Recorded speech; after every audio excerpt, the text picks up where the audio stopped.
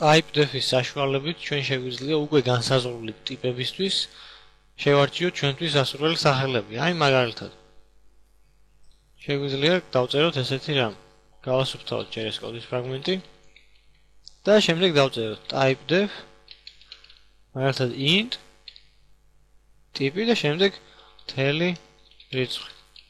ანუ ჩვენს პროგრამაში ახლა int-ის ნაცვლად შეგვიძლია დავწეროთ ესეთი რამ. მთელი რიცხვი i და მას მივანიჭოთ ჩვეულებრივად რაღაც მნიშვნელობა.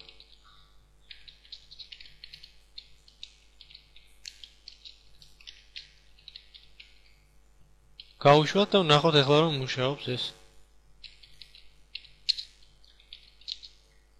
და მართლაც აი ამ int-ის ნაცვლად ჩვენს პროგრამაში შეგვიძლია უკვე გამოვიყენოთ ეს ჩვენს მიერ შერჩეული სახელი. ასევე უნდა აღვნიშნოთ ისიც, რომ ამ შემთხვევაში ჩვენ ისევ შეგვიძლია გამოვიყენოთ აი ეს int-ი. და შევქმნათ რაიმე ცვლადი int ტიპის. ანუ ეს ახალი სახელის განსაზღვრა არ ნიშნავს აი ამ ძველი სახელის ჩანაცვლებას.